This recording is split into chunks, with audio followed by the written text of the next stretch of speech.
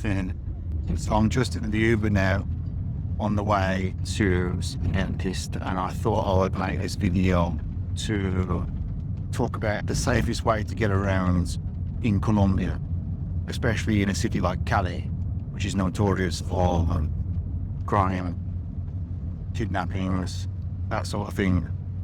And I've been coming here for 15 years and I've never been a victim of crime or anything like that. So it's not like you guarantee you're going to become a victim or anything like that, but you certainly should be taking precautions.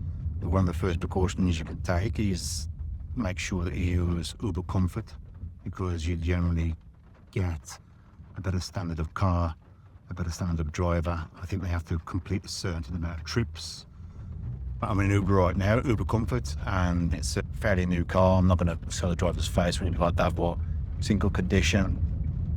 Some of the other Ubers I've been in here, and especially the economy ones, they're just beat up bags of shit, and they need work doing to them. There's like headlights missing, mirrors missing, stuff like that, and they're usually quite small as well, and like this little, I think they call them zapatitos aquí, which is like little shoe boxes basically. Yeah, you don't want to be driving around in one of them. It does cost more, obviously.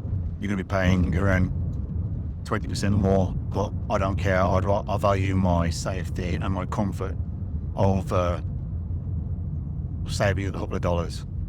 I'm just going to the other side of the city now, and it's costing me something like £5 which is around about $7 US. Just circling back to what I was saying about the comfort drivers, is that this driver, for instance, has had over 1,000 trips. So he's reliable, obviously.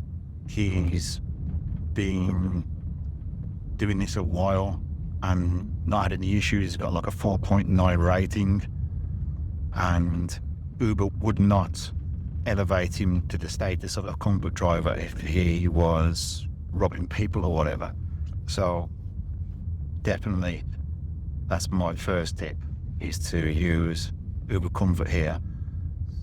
Number two, depending on whether the windows are blacked out or not, and they are on this vehicle, you should be sitting in the front of the Uber if there is no blacked out windows. Why? Because there's a dispute between taxi drivers here and the Uber drivers. For obvious reasons, taxi drivers don't like the Ubers because they're stealing their business.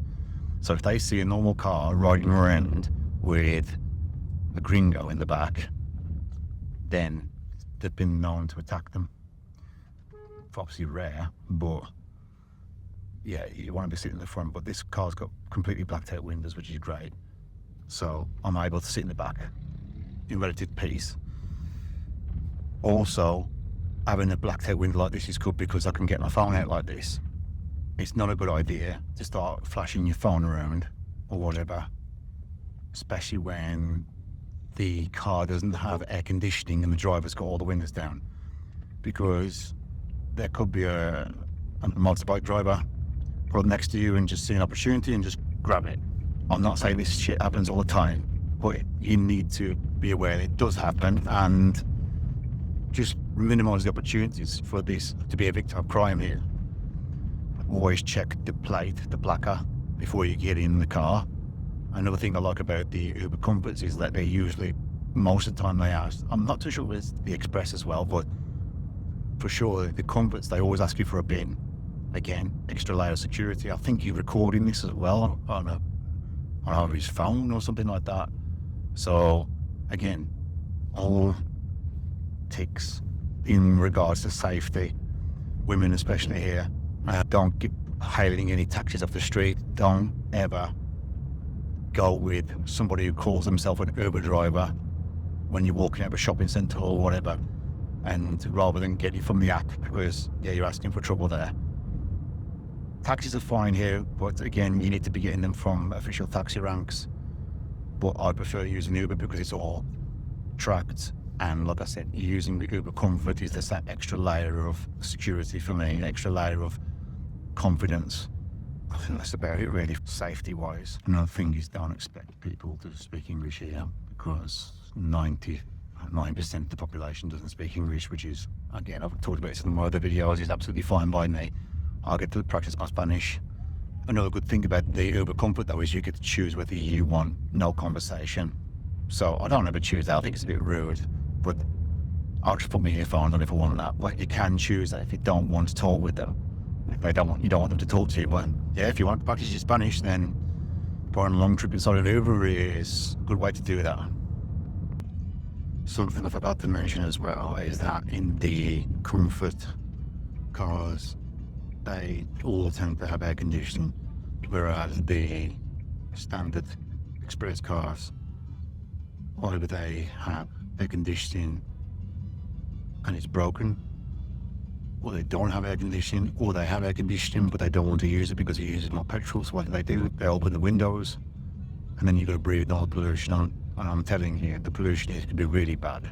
It's like stifling it off. I hate driving here with the windows down in taxis and whatever. It really makes me feel ill. I feel like I've smoked like 50 cigarettes every time I've had a trip inside a car like that.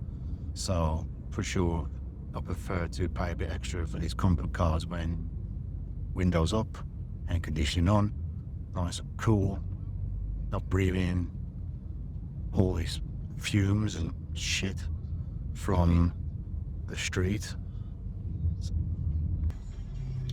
So I'm on the way back now from the dentist, and I've decided to use the express version of Uber. And yeah, this one's a little bit less quality, not the same quality as the comfort version, but still it's got blacked out windows in the back, not as blacked out as the comfort version. Smells a bit funky in here as well.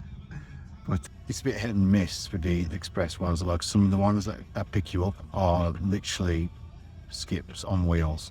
Some of them are pretty decent, probably on the same level as comfort, and then a lot of them are middle of the road between the two. So I've just chosen it as that because I wanted to get an experience of the express on the same day, so I can record it and just give you some insights. So yeah, it was much cheaper this time around as well. It's actually 50,000, 55,000 for the comfort, and then this one was 28,000. So it does depend how much more expensive the comfort is, because a lot of the times the comfort is not that much more expensive, but if it's more like double, knocking on double the price of the express, then I'll probably take a chance with the express. So if you enjoyed this, give me a like, give me a subscribe to all the algorithm stuff. Thank you.